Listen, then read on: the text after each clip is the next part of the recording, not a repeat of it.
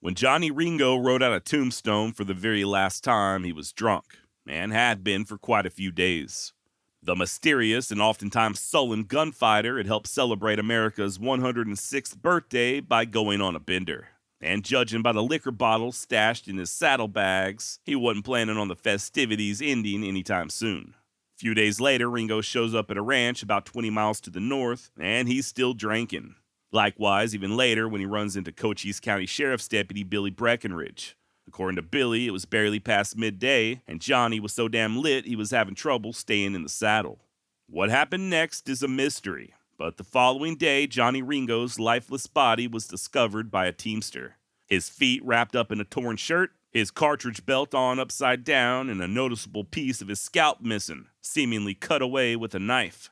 The official coroner's report would rule Johnny Ringo's death a suicide. After all, he was found with a pistol in his hand and a single bullet hole to the head. But is that what really happened? Why would a veteran of so many battles choose to take his own life? And where was his horse? Why was he barefoot? And who the hell cut off a piece of his hair? While we're at it, who the hell was Johnny Ringo anyway? And could he really speak Latin?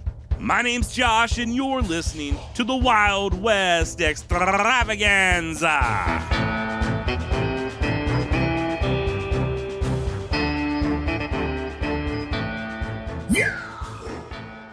John Peter Ringo was born on May 3, 1850 in Wayne County, Indiana. His parents, Martin and Mary, would move the family to northern Missouri a few years later, and then, when Johnny was just 14 years of age, they packed up and headed for California. It seems the elder Ringo was suffering from tuberculosis and figured the drier climate out west might help alleviate his symptoms. It was the year of our Lord 1864, and the Ringos had joined up with a wagon train out of Liberty, Missouri. As exciting as I'm sure this was for a youngster like Johnny, the family soon learned just how hard life could be on the trail. In the course of just one day, Ringo witnessed a boy around his age fall from a wagon and get crushed to death under the heavy wheels. And then just a few hours later, the wagon master got into it with a teamster and ended the argument with a well-placed bullet to the head. Still they pressed on. Indian sign was plentiful, and the train even had a few close encounters, but it was nothing compared to the tragedy of July 30th. As Johnny's father Martin was stepping down from a wagon, he accidentally shot himself in the head with a shotgun. An onlooker reported seeing Martin's brains scatter in all directions, as his hat went soaring 20 feet up in the air. The Ringos would bury their patriarch right there on the side of the trail, and somehow muster up the strength to keep on a-pushing west. Eventually, they arrived in San Jose, California, where Johnny would spend his formidable years. By 1870, a 20-year-old Ringo is listed on the federal census as a farmer, but would soon depart for Texas soon thereafter. It's there in the Lone Star State where Ringo would befriend a former Texas Ranger by the name of Scott Cooley and find himself balls deep in a little something known as the Hoodoo War, aka the Mason County War. While the extent of Ringo's participation is somewhat up for debate, he most certainly rode with Cooley, at least for a little bit, and Ringo helped gun down Mason County rival James Chaney. Johnny was arrested, stuck in jail in Lampasas, but soon escaped. Got arrested again, this time by Texas Rangers, and was looking at some pretty serious prison time for the killing of Chaney. Ended up filing an appeal, and it worked. There was a new trial, no witnesses were willing to testify against him, and Ringo went free. Of course, by this time, the fighting there in Mason County was pretty much done. I really hope to dedicate an entire episode to this feud one of these days, if for no other reason than to take a closer look at this Scott Cooley character. Dude was orphaned as a kid after his parents were killed by hostiles and raised by the Williamson family there in Mason County before joining the Texas Rangers. It was the murder of his adopted father, Tim Williamson, at the hands of the Vigilantes, or Hoodoos, that kicked off the Mason County War. And apparently Cooley was not a man to be trifled with. He also wasn't afraid of taking a scalping knife to his victims, but that's another story for another day. Interestingly enough, once Ringo was released from jail, he ended up running for and getting elected by a pretty wide margin as constable in the nearby town of Loyal Valley. But adventure was calling. By 1879, Johnny traded in his badge and headed west to Arizona, where he promptly shot a man in a saloon for refusing a complimentary drink. Now, the guy he shot, Lewis Hancock, would survive, but Ringo was quickly developing a reputation as a mean-tempered drunk. He also began associating with a little group known as the Cochise County Cowboys. Maybe you've heard of them. I don't want to make this episode a deep dive into the Cowboys and their beef with the Earps, or even just the general history of Tombstone. I'm saving all that for an upcoming series, but suffice to say that there was no love lost between Johnny Ringo and Wyatt Earp. Same goes for Earp's good friend Doc Holliday. In contrast, Ringo made fast friends with fellow Earp enemy Ike Clanton. The pair trafficked in stolen cattle together, allegedly, helped to rig an election, and even filed a joint claim on some land over in southwestern New Mexico. Now, Ringo was not present for the notorious shootout at the OK Corral, but a few months later, he damn near brought about its sequel. A drunk Johnny Ringo confronted Wyatt Earp and his brother Virgil there on the streets of Tombstone. Said he wanted their blood, and he wanted their souls, and he wanted them now. The Earps refused to take the bait, and that's when Doc Holliday steps in. Now, Doc and Ringo were already beefing. Back when Holliday was in jail on some trumped-up charge, his gal pal Big Nose Kate decided to leave Tombstone, and it was Johnny who financed her departure. Whether Ringo did this out of the kindness of his own heart or for services rendered, I do not know. But you got to imagine this didn't sit too well with Doc. And sure enough, here Doc was ready to play. "That's just my game," he tells Ringo. "I'm your Huckleberry." To which Johnny replies, "You're my what?" "Huckleberry." Okay, and what exactly is a huckleberry?" "They're like blueberries, only bigger, and a little more tart. They're also the state fruit of Idaho." At this point, Ringo's getting visibly frustrated. Tells Holliday that he knows what a huckleberry is, and that they're delicious and all, but look, man, I'm out here talking about taking souls, and you're comparing yourself to a GD fruit. What gives, Lunger? Looking a little embarrassed, Doc admits that he wasn't entirely sure what his point was. Said it just sounded good in the moment and that he went with it. "Why, Johnny Ringo, I declare I've never given it too much thought. I suppose I could have gone with a Georgia peach, but that would have been a little too Shut up! Just shut up! Either throw down or shut your mouth, because honestly, dude, you are making absolutely no sense right now." To which Holliday replies, "You're a daisy if you do." At this point, Ringo just completely loses it. His left eye starts twitching, his face flushed red with anger, and instead of asking Doc what the hell flowers had to do with anything, he just went for his gun. Luckily, his fellow cowboys were able to grab him from behind at the last second and drag him off. And further hostilities were avoided. Okay, so maybe I did kind of improvise that dialogue from Tombstone, just a little, but you get the gist of it. In reality, neither huckleberries nor daisies were discussed, but Ringo, Wyatt, and Doc Holliday did exchange words right there on the streets of Tombstone. And in real life, it was not Johnny's fellow cowboys who pulled him away. It was a Tombstone police chief by the name of James Flynn. Matter of fact, all three of them got hauled to court, with Doc and Ringo being fined $32 each. By the way, if you're a new listener and you're under the impression that Doc Holliday said Hucklebearer as opposed to Huckleberry in Tombstone, I got an episode on that you might find interesting. Link in the show notes. In December of that same year, Virgil Earp would be ambushed and seriously wounded. And just 3 months later, in March 1882, Wyatt's younger brother Morgan was assassinated. Worth pointing out that before Wyatt killed Frank Stillwell, Frank allegedly confessed that there were several others involved in the murder of Morgan, including Curly Bill Brocius and Johnny Ringo. Not sure how true this is, but Earp and his avenging angels soon embarked upon their vendetta ride and began systematically gunning down the Cochise County Cowboys. "I see a red sash and I kill the man wearing it." Well, in all actuality, the Cowboys did not wear red sashes, but Wyatt and his men did succeed in taking out Curly Bill and a few others. At this point, Sheriff Johnny Behan formed his own posse, comprised of several members of the Earp-hating Cowboys, including the now deputized Johnny Ringo. The big showdown never occurred, though, and in mid-April of 1882, Wyatt led his Avengers out of Arizona. Johnny Ringo was 32 years of age, and unbeknownst to him, he'd be following Curly Bill to the grave in less than 3 months. And yeah, we pretty much covered the circumstances surrounding his death at the beginning of this episode. Ringo gets a big drunk on during the 4th of July festivities, continues drinking pretty much nonstop, and on July 14th, 1882, Johnny was found dead against a tree in West Turkey Creek Valley, about 60 or so miles to the east of Tombstone, with a single bullet hole to the head. And the big question is, who killed Ringo? Well, according to the official coroner's report, his death was ruled a suicide. We'll touch on that in a moment, but I think it's safe to say that not everybody buys that theory. Some think that Doc Holliday was to blame, as portrayed in the movie Tombstone. The problem with this explanation is that Doc was hundreds of miles away in Colorado. He had once again gotten himself into trouble, as he tended to do, and at the same time that Ringo was laying dead in the desert, Holliday was pleading not guilty to larceny and posting bail in the town of Pueblo. Then there's the Wyatt Earp theory, which is even more popular on account of Wyatt himself claiming that he was the one who killed Ringo. He later denied it, but once more, years later, claimed it again.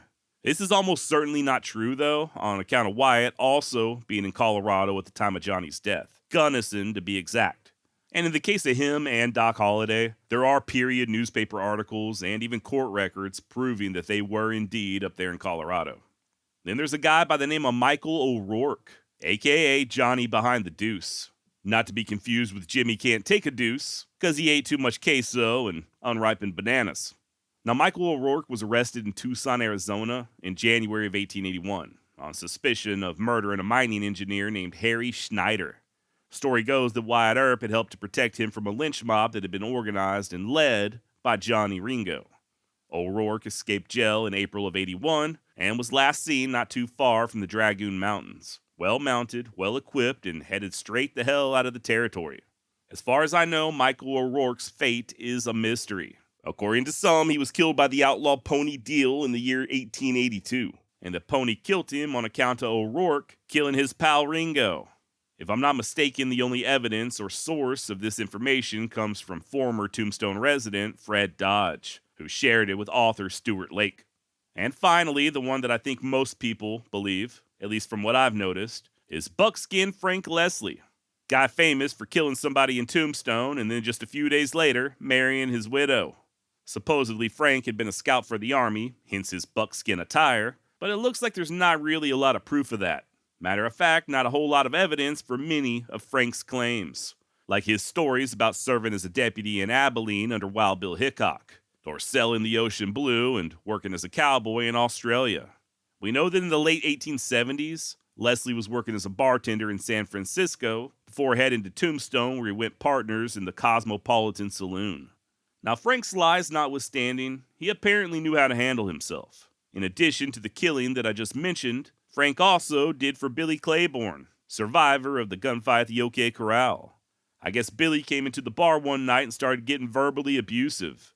Leslie told him to leave. A few minutes later, there's a confrontation outside, and Frank shoots Claiborne dead. He also got into a running gunfight with the Apache in March of 1883, came out on top. And he did serve as a scout for the Army against Geronimo in the summer of 1885. Kind of.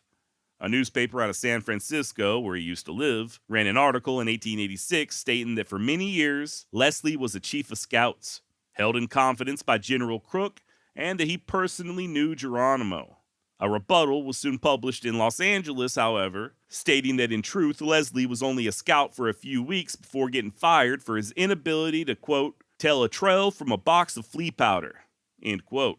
The article does specify that while Frank was, quote, no scout, he is no dude. He has killed 2 men under circumstances of Arizona propriety, is a fine shot and could ride farther and harder in a day than any other white man you can rake up with a fine-toothed comb. As to him enjoying General Crook's confidence, I guess it isn't necessary to say anything, but you ought to have heard the quiet old general laugh when I showed him that dispatch. End quote. Frank would get divorced in June of 1887 and shack up with a new gal named Molly Edwards. The relationship was cut short in the summer of 89, though, when Frank caught Molly with another man and shot her dead. He pled guilty and was sentenced to life in prison. And it's while behind bars that Frank began telling folks that he was the one who killed Johnny Ringo. Also, Billy Claiborne's last words, allegedly, back this up. Legend states that as Billy lay dying, he told a friend, Frank Leslie shot Johnny Ringo and I saw him do it. Okay, so who the hell is telling the truth here? And why is there so much mystery surrounding the death of Johnny Ringo? Well, let's back up and take a slightly closer look. There's a few more details that don't always get mentioned. For instance, when Ringo was in Tombstone partying, celebrating the 4th, he ominously told a newspaperman that he was, quote, certain of being killed as he was of living. Said he might run along for a couple more years, or he may not last 2 days. Okay, that's a little strange, but hey, we all say stuff when we're drinking, right? Sometimes in vino es veritas, and sometimes it's just talk for the sake of talking. A few days later, Johnny leaves town, several bottles of whiskey in tow, and is next seen on the Dial Ranch about 20 or so miles to the north, and he's still drinking heavily. A couple of days later, on July 13th, is when Deputy Billy Breckenridge runs into Ringo, and surprise, surprise, he's still drinking. According to the deputy, quote, Ringo was very drunk, reeling in the saddle, and said he was going to Galeyville, however the hell you pronounce it. It was in the summer and a very hot day. He offered me a drink of the half-filled bottle of whiskey, and he had another full bottle. I tasted it, and it was too hot to drink. It burned my lips. Knowing that he would have to ride near all night before he got to Galeyville, I tried to get him to go back with me to the Goodrich Ranch and wait until after sundown. But he was too drunk and stubborn and went on his way. I think that was the last time that he was seen alive. That evening, around 3 p.m., a nearby rancher hears a single gunshot, and the next day is when the teamster found Ringo's body. By the way, that single gunshot is in contradiction to Wyatt Earp's claim that he had an actual gunfight with Ringo, that several shots were exchanged. Another, by the way, when Johnny's body was found, his horse was not with him. It was found miles away, still saddled, with Ringo's boots hanging off of it. From what I understand, that was a common practice in those days when making camp, just to keep scorpions and other creepy crawlers out of your boots. Now, as I touched on at the beginning of this episode, Johnny's feet were both wrapped up in a torn shirt. And oddly enough, his cartridge belt was on upside down. If that's not weird enough for you, Ringo was also missing a small portion of his hair and scalp, with marks indicating that his head had been cut on with a knife. None of this really contradicts the official findings of that coroner's jury, though. At least not to me, and matter of fact, I tend to agree with them. If you don't mind, I'll share with you what I think happened. Now, we know for a fact that Ringo was on a several-day bender. I think he was drunk off his ass, having a hard time staying in the saddle, and he stopped to sleep it off. Probably was planning on taking Breckenridge's advice and resuming his journey after the sun went down. He wakes up a couple hours later, still drunk, likely a little disoriented. I'm sure craving a cold drink of water, something fierce, and trying to remember the last time he had any good food in his belly. And then he notices that his horse had wandered off. A frustrated Ringo gets up in a rush, puts his belt on upside down, and sets out to find his pony. He likely only makes it a few steps before Arizona's rough terrain reminds him that he wasn't wearing no boots. So he pulls off that undershirt, tears it in two, and wraps his feet up. He makes a half-assed attempt at locating his mount. It's nowhere to be found, so he just sits down at the base of that tree and, tragically, decides that enough is enough. By all accounts, Johnny Ringo was a troubled young man. Despite wearing a badge on a couple of occasions, he was constantly finding himself in and out of trouble. Also witnessed his fair share of death, including seeing his own father's brains blown out the back of his head. And all that liquor he'd been using to keep these demons at bay wasn't working so well no more. You know, that's what nobody tells you. After a while, you're not even drinking to feel good. You're just drinking to maintain. And when you're fighting devils in your head, and maintaining ain't always enough. My opinion is that Ringo was tired of fighting. He almost certainly wasn't in his right mind. And in an act of desperation, he pulled his pistol, placed it against his forehead, and squeezed the trigger. While I doubt anyone will ever know exactly what transpired, I do think suicide is the most logical explanation. It's also important to note that a few people who knew Ringo stated that they had seen it coming and that he had supposedly threatened to off himself in the past. He was described as polite and introspective, but also morose, sullen, and when he drank, he became violent. That's another thing that cannot be discounted, his drinking. While alcohol abuse isn't always a cry for help, it does usually point to some form of self-medication. Ringo wasn't just drinking to relax or to help fall asleep. He had a sickness inside of him, the kind that'll eat your soul up if you're not careful. And I think that's unfortunate. You know, life can be hard and we face shit sometimes that seems impossible to overcome. And it's in such dark moments that people, sadly, sometimes choose to no longer play ball. They opt out. And I'm thinking that's what happened with Johnny Ringo. If you ever find yourself in the same spot, stop. Don't do anything you can't undo. If you're struggling, seek help. There are people you can reach out to. The suicide prevention hotline is always open. All you gotta do is dial 988. That's it, 3 digits, 988. They got veterans, they got people that speak Spanish, they have people that will listen. So before you pick up your gun, pick up your phone. Give someone a call. And remember, man, nothing lasts forever. Nothing. All right. As far as the missing piece of Ringo's hair is concerned, it is strange, but it's also certainly not out of the realm of possibility that the teamster who found his body decided to take a trophy. Now, please fact check me on this, but I'm pretty sure there was a lock of hair taken from Wild Bill after his death, and I'm also, for some reason, thinking that the same thing happened to Jesse James, but I could be wrong. So all that said, what do you think happened to Johnny Ringo? Did he take himself out? Was it Doc Holliday? Was it Buckskin Frank Leslie? Or maybe even Wyatt Earp? If you're listening on YouTube, drop your theory in the comments. Let me know. Likewise, if you're listening on Spotify, I don't know if you're aware of this, but there is an option on Spotify for me to do Q&A type stuff. And honestly, I just keep forgetting about it. Not so with this episode. I'm going to make it a special point. So if you've got the app, hop on over to Spotify and drop me a note. And if you're listening elsewhere, please don't hesitate to email me directly at josh@wildwestextra.com. Now, Johnny Ringo was buried near the base of that tree where his body was found. You can visit his grave, but it is on private property, so make sure you get permission first. I'd hate to see you get buried there too. Now, earlier I posed the question as to whether or not Johnny Ringo could speak Latin. I mean, that is arguably one of the coolest scenes from Tombstone, right? Turns out it's probably not true, though. Not sure where this legend began, but in all actuality, Ringo did drop out of school at the age of 14 when his family left Missouri. He never attended college, and there is no indication that he spoke a lick of Latin. Furthermore, and this is likely going to anger a couple of people, but Johnny Ringo's reputation as a deadly gunman has been blown way out of proportion. And this goes all the way back to the time of his death. The Grant County Herald, out of Minnesota of all places, reported the following just a few days after Ringo's death. During the past few years, 32 men dared to doubt his honor. They now fill 32 graves.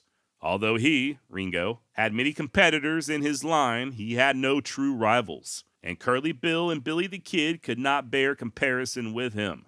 Okay, but the truth is Johnny Ringo only killed one person that we're aware of. Well, 2, actually. That old boy James Chaney back in the Mason County War, and 7 years later, himself. His only other known shooting was when he shot that guy in the saloon for refusing that drink. And of course, this is not to say that Ringo definitely never shot anybody else. This is just all we're aware of. No telling what the hell he got up to with them cowboys. And since we're on a roll debunking shit, it's worth noting that his real name was Ringo. Okay, sometimes you'll see him referred to as Johnny Ringold, and his name was reported as such in newspapers, even when he was still alive, but that was a mistake on their part. Official records do prove that his last name was indeed Ringo. So yeah, very cool name, just maybe not quite as deadly as he's been portrayed over the years. Not to say he couldn't have been, lots of stories about how good Johnny was with a gun, and I don't doubt he had the nerve. Look, what I'm trying to say is Johnny Ringo was a pussy, okay? And if you don't like it, then you can go to hell. No, I'm not saying that at all, on either account.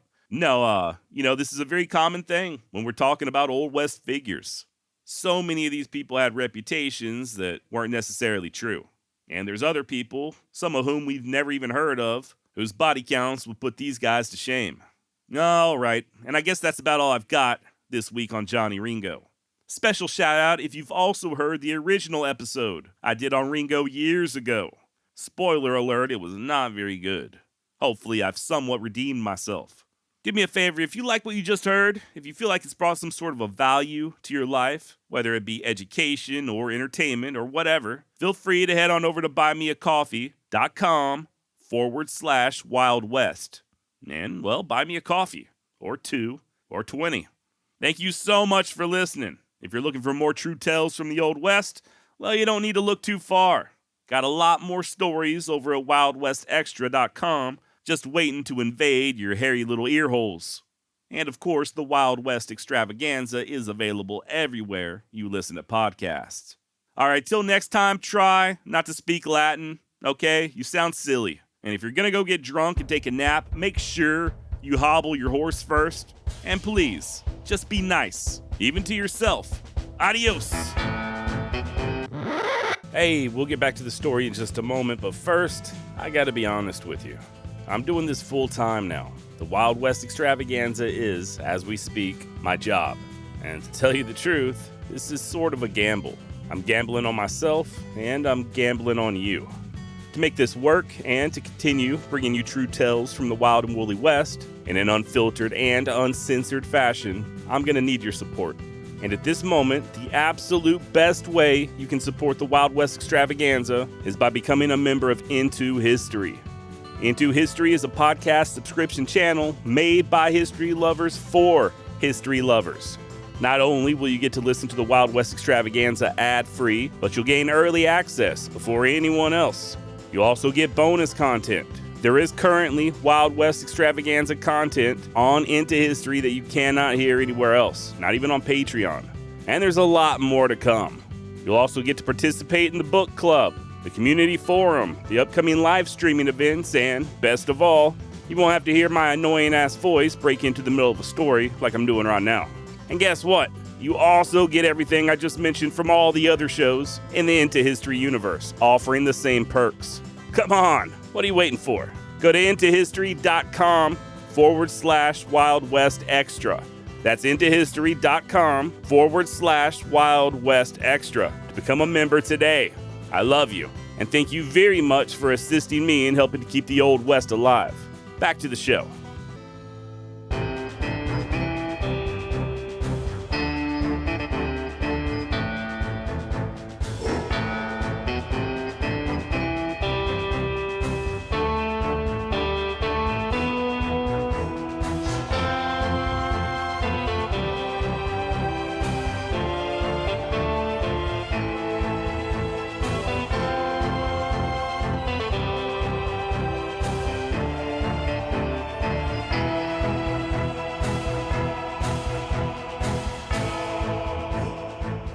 Just shut up!